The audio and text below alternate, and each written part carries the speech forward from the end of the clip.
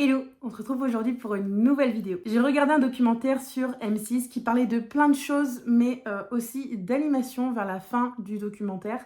Et en tant qu'animatrice, j'ai envie d'y réagir. Pour cette vidéo, je vais donner mon avis personnel. Il n'y a là aucune critique, je préfère me dédouaner d'avance. Au fur et à mesure de mes propos, je vous mettrai des courts extraits pour vous illustrer mes réponses par rapport au documentaire. J'ai voulu aller rechercher des vidéos du documentaire, enfin des enregistrements d'écran plutôt, pour vous les mettre dans cette vidéo, sauf que c'est pas du tout possible. Donc ce que je vous recommande, c'est d'aller voir en premier le documentaire et ensuite de revenir sur ma vidéo pour pouvoir avoir mes réacts. Et sans plus attendre, on est parti. La première chose qui m'a choquée, c'est une maman qu'on voit au début du documentaire qui dit que sa fille, quand elle est en périscolaire, passe 1 heure et demie par semaine devant les écrans. Personnellement, même si je me mets à la place d'une personne lambda, ça choque énormément. Et surtout, ce qui est d'autant plus choquant, c'est la réponse que cette maman a eue.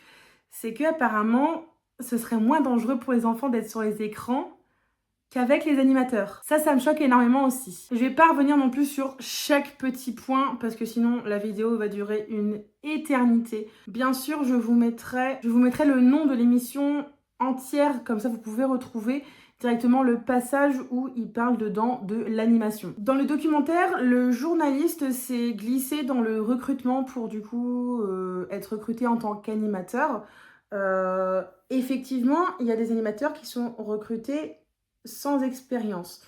Moi, la première, quand j'ai été recrutée, j'avais qu'une expérience de service civique. Donc certes, j'avais un petit peu d'expérience dans le sens où j'animais des activités pour les enfants contre le gaspillage, mais je n'avais pas forcément d'expérience à proprement parler dans l'animation.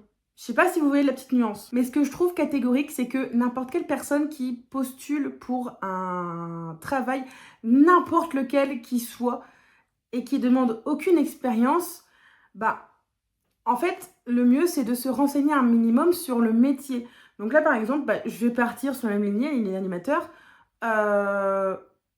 Tu postules, certes, tu as besoin d'expérience, certes, mais renseigne-toi un minimum sur les besoins de l'enfant, les courbes d'intensité, taux d'encadrement, etc. Il y a beaucoup de choses à savoir, beaucoup de choses qui sont bonnes à savoir avant que tu prennes ton poste, en fait. Et le fait de te renseigner sur tout ça, ça ne peut que améliorer l'expérience que tu auras en ressortant de là. Ils disent aussi dans le documentaire que à chaque fois c'est assez bruyant. Je suis d'accord et pas d'accord avec ça en même temps. Si je prends l'exemple du périscolaire, les enfants, si vous faites la cantine, les enfants sortent de 3-4 heures d'école le matin. Ils ont besoin forcément de se décharger.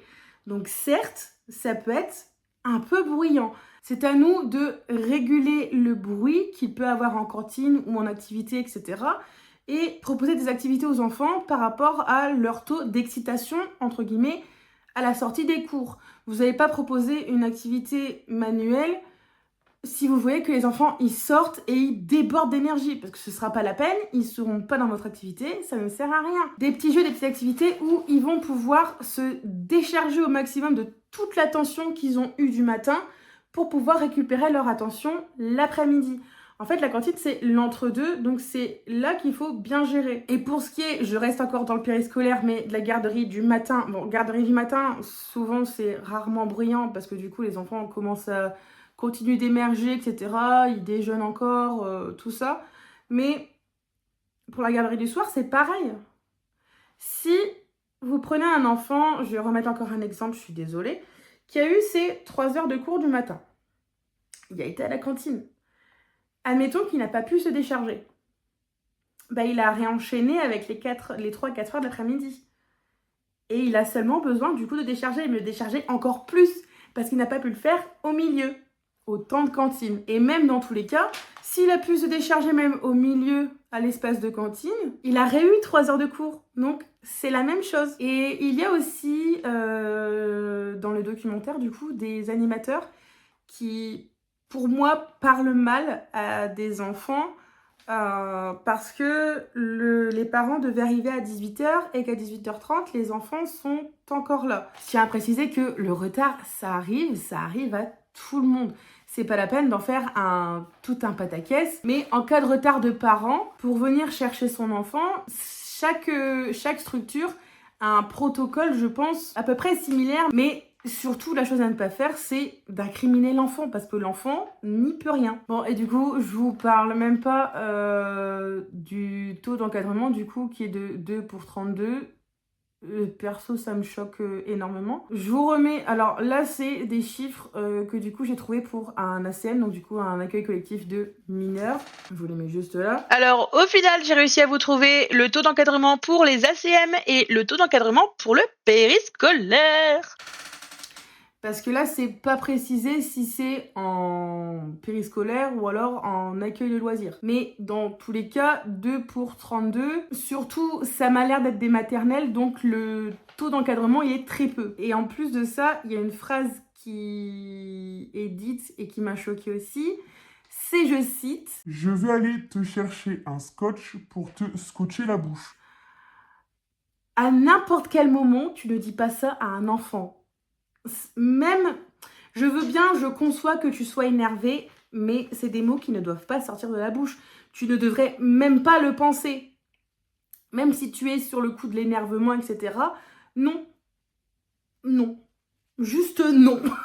Parce que là, on nous montre juste, du coup, l'animatrice qui sort ces mots-là de sa bouche.